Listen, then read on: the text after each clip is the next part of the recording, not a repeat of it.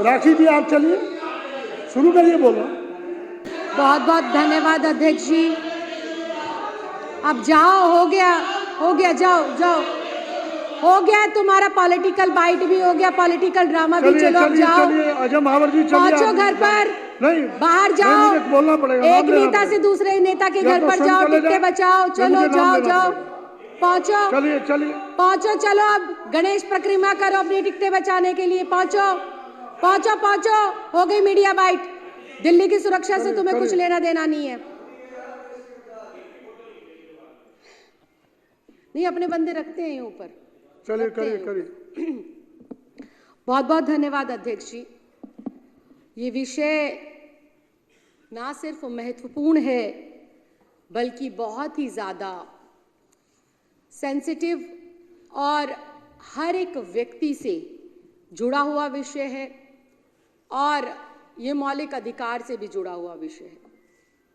अध्यक्ष जी, इतने महत्वपूर्ण विषय पर आपने मुझे बोलने का मौका दिया, इसके लिए बहुत बहुत धन्यवाद। मैं अपने वक्तव्य को शुरू करूं उससे पहले मैं ये कहना चाहती हूं कि बर्बाद गुलिस्ता करने को बस एक ही उल्लू काफी था। अब हर शाख पे उल्लू बैठा है, अंजाम गुलिस्ता क्या होगा। आज यही स्थिति खूबसूरत गुलिस्ता देश की और उस गुलिस्ता के अंदर जो सबसे हर दिल अजीज, मनमोहक और सबको अपनी ओर आकर्षित करने वाली दिल्ली है, उसकी हो चुकी है। क्योंकि केंद्र में बैठी हुई सरकार अपनी जिम्मेदारियों से ना सिर्फ भाग रही है बल्कि उन जिम्मेदारियों को विपक्षियों को रोकने के लिए उसका उपयोग कर रही है, या यूं कहें कि दुरुपयोग कर रही है। आज दिल्ली देश की राष्ट्रीय राजधानी, उसके हाल बद से बदतर, यहां पर रहने वाले लोगों के अंदर डर का माहौल, हर वक्त डर के साए में व्यापारी है, छात्र है, छात्राएं हैं, सामान्य घरेलू महिलाएं हैं, आम लोग हैं या फिर हाई क्लास सोसाइटी के लोग हैं, सब लोग एक डर के माहौल में जी रहे हैं।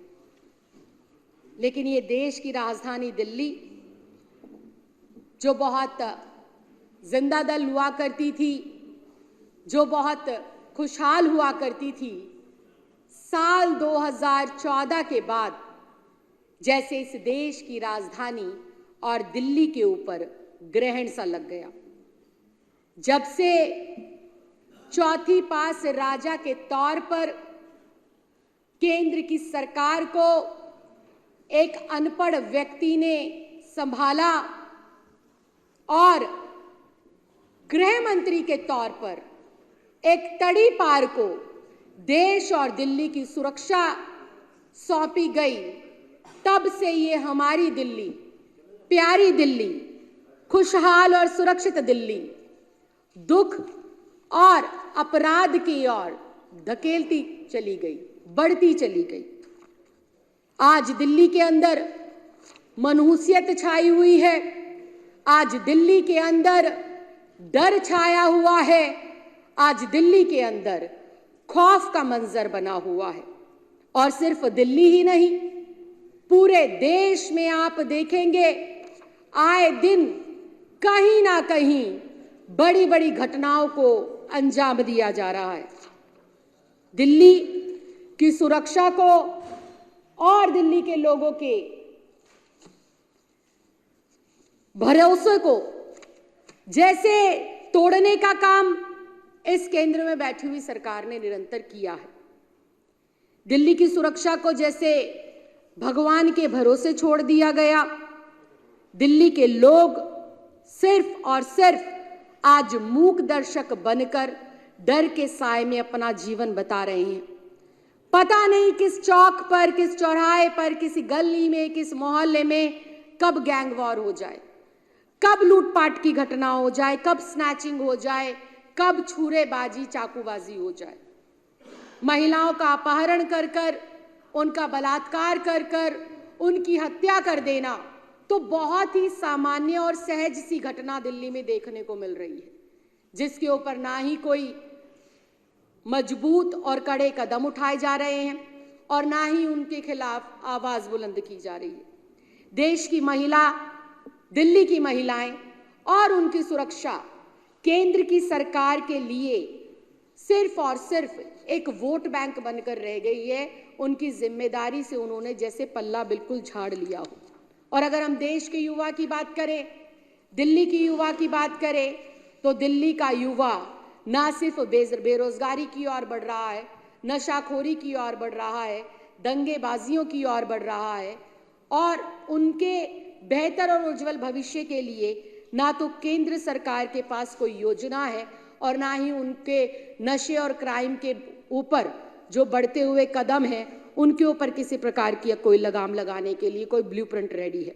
लेकिन देश की महिलाएं जो कि आधी आबादी है और ये देश जो दुनिया में सबसे युवा देश कहा जाता है और इस युवा देश का जो राष्ट्रीय राजधानी का युवा है वो क्राइम में और दंगों में अपने आप को इतनी तीव्र गति से लिप्त करता जा रहा है क्योंकि बेरोजगारी चरम पर है।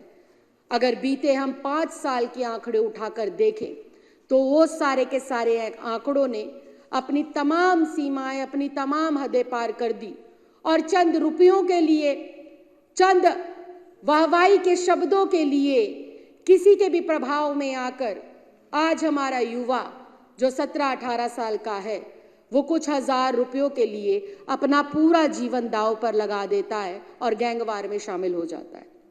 लेकिन उसके उलट केंद्र में बैठी हुई चौथी पास राजा और तड़ीपार की जो जिम्मेदारी है वो सिर्फ इन युवाओं को भड़काकर सांप्रदायिक दंगे करवाना, विपक्ष के खिलाफ बौखलाने वाले कुकर्म करवाना और जो है इन युवाओं को भड़काने के अलावा कुछ और इनके जीवन में उजाला करने के लिए उनके पास कोई योजना नहीं है। अध्यक्ष जी,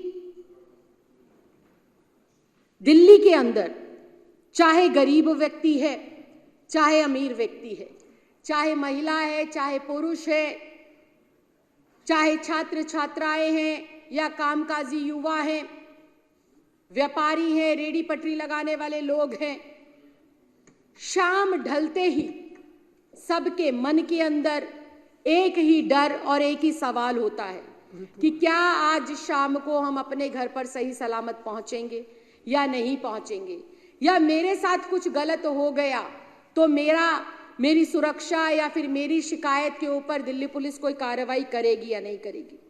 आज दिल्ली के घर घर के अंदर, चाहे वो कोठी बंगले वाले लोग हों, 25 गज के मकानों में रहने वाले लोग हों या सामान्य वर्ग के परिवारों के लोग हों, आज घर घर में सिर्फ एक ही चर्चा है कि अब दिल्ली रहने लायक बची नहीं है।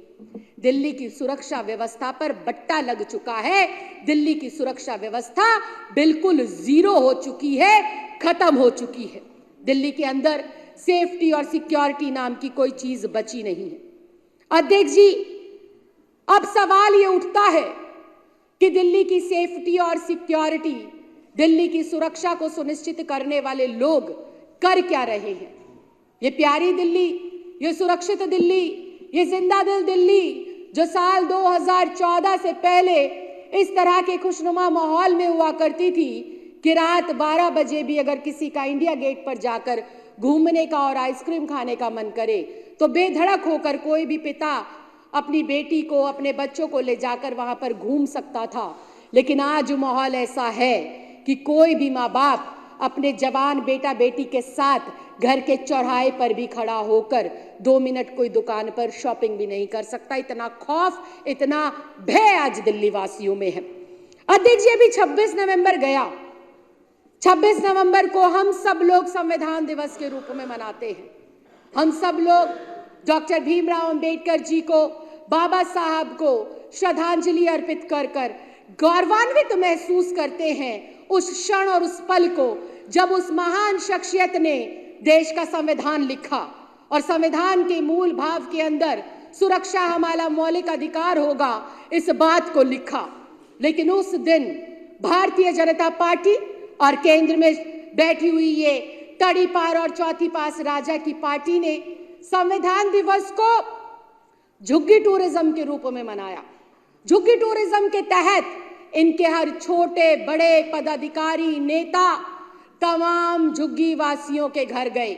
उस दिन विषय से अलग हो रहा है। नहीं, ये विषय से अलग नहीं, ये विषय से जुड़ेगा, क्योंकि मैं उन झुग्गियों में रहती हूँ, पली हूँ, बड़ी हूँ, आपको बताऊंगी कि क्यों विषय जुड़ेगा। उस दिन झुग्गी टूरिज्म मनाया गया, तमाम नेताओं ने वहां पर झुग्गियों में रात बिताई, लेकिन इन्होंने रात बिताई अपनी राजनीति चमकाने के लिए। झुग्गियों में बिकने वाला खुले में स्मैक, खुले में बिकने वाली दारू, खुले में बिकने वाला सूखा नशा, और अभी वंदना जी का यहाँ जो मर्डर हुआ वो झुग्गी के बच्चे का ही हुआ था। कल मेरे यहाँ पर जिस बेटे पर गोली चली वो भी झुग्गी में रहने वाला था। उन झुग्गी वालों के तुम वोट तो लेते हो, लेकिन उनकी सुरक्षा को सुनिश्चित नहीं करते। ये मुद्दा इस मुद्दे से बिल्कुल जुड़ा हुआ है, चोली दामन की तरह इसका साथ है कि तुम गरीबों को, दलितों को, 25 गज में रहने वालों को, युवाओं को, महिलाओं को, बेटियों को वोट बैंक तो समझते हो, लेकिन जब उनकी सुरक्षा की बात आती है, जब उनके स्वस्थ माहौल की बात आती है, जब उनको अच्छे माहौल में आगे बढ़कर सुखद जीवन देने की बात आती है, तो तुम यहाँ पर आकर राजनीति करते हो, तुम यहाँ पर आकर हिंदू मुस्लिम करते हो, तुम यहाँ पर आकर अपने अपने कामों से पल्ला झाड़ते हो। आज मैं आपके माध्यम से अध्यक्ष जी सिर्फ इतना कहना चाहती हूँ, देशवासियों को भी, दिल्ली वासियों को भी, और ये तमाम जो लोग बैठे हुए हैं केंद्र की सरकार में, इनको भी, कि ये बिल्कुल साफ हो गया बीते 10 सालों के अंदर केंद्र में बैठी हुई सरकार, जिसका प्रत्यक्ष तौर पर ये अधिकार और ये कर्तव्य बनता है कि वो दिल्ली के 2 करोड़ लोगों की सुरक्षा को सुनिश्चित करे, दिल्ली के 2 करोड़ लोगों को इस आत्मविश्वास के तहत आगे बढ़ाने की कोशिश करे कि चाहे रात के 2 बजे हों या सुबह के 4 बजे हों या दिन के दोपहर के 12 बजे हों, आप हर पल हर क्षण बिल्कुल सुरक्षित हैं। ये इस विश्वास को दिलाने में और अपने इस कर्तव्य को करने में केंद्र सरकार, केंद्र की गृह मंत्री, दिल्ली के एलजी और दिल्ली की पुलिस इस काम को करने में पूर्ण रूप से असफल रहे हैं। इनका पूरा का पूरा लक्ष्य सिर्फ आम आदमी पार्टी को रोकना, अरविंद केजरीवाल के कामों को रोकना, अरविंद केजरीवाल जी को रोकना। तो मैं इनको ये बताना चाहती हूँ, माननीय अमित शाह जी को भी, मोदी जी को भी और विनय सक्सेना जी को भी, अरविंद केजरीवाल को रोकने से दिल्ली का क्राइम नहीं रुकेगा। अरविंद केजरीवाल को रोकना जरूरी नहीं है, रोकना दिल्ली के क्राइम को जरूरी है। और अगर आपसे दिल्ली पुलिस और दिल्ली का क्राइम नहीं संभलता है और दिल्ली का क्राइम आपसे नहीं रुकता है, तो ये केंद्र की सरकार से मैं गुहार लगाती हूँ, निवेदन करती हूँ, दिल्ली के 2 करोड़ लोगों की तरफ से करबद्ध प्रार्थना करती हूँ कि दिल्ली पुलिस को अरविंद केजरीवाल जी को सौंप दे, दिल्ली सरकार को सौंप दे, क्योंकि केंद्रीय गृह मंत्री और प्रधानमंत्री जी दिल्ली को सुरक्षा देने में पूर्ण रूप से नाकाम हो गए हैं, असफल हो गए हैं। दिल्ली की सुरक्षा करना हम सबका पहला प्राथमिक जो है कर्तव्य बनता है, और दिल्ली सरकार अपने उस कर्तव्य पे कदम कदम पर सफलतापूर्वक काम कर रही है। चाहे मार्शल्स लगाने की बात हो या फिर पूरी दिल्ली को सीसीटीवी कैमरे से लैस कर दुनिया में 3रे नंबर पर जो है लाने का काम कर रही है। जब दिल्ली पुलिस आपसे नहीं संभल रही, आप अरविंद केजरीवाल जी को दीजिए, अपनी असफलता को जो है एडमिट करिए, मानिए कि हम दिल्ली को सुरक्षा देने में पूर्ण रूप से फेल हुए हैं। आपने मुझे इतने महत्वपूर्ण विषय पर बोलने का मौका दिया, इसके लिए मैं बहुत बहुत धन्यवाद देना चाहती हूँ, आभार प्रकट करना चाहती हूँ। लेकिन भारी मन से ये कहना चाहती हूँ, आज मेरे दिल्ली के लोग डरे हुए हैं, सहमे हुए हैं, खौफ के मंजर से गुजर रहे हैं। अगर केंद्र सरकार को आप ये बात पहुंचा पाए तो पहुंचाइए कि राजनीति से ऊपर उठकर मानवता के आधार पर दिल्ली के बच्चों को, महिलाओं को, बहनों को, बेटियों को सुरक्षा मुहैया कराइए, नहीं तो ये दिल्ली पुलिस, अरविंद केजरीवाल और दिल्ली सरकार को सौंप दीजिए। बहुत बहुत धन्यवाद, बहुत बहुत आभार। जय हिंद, जय भारत।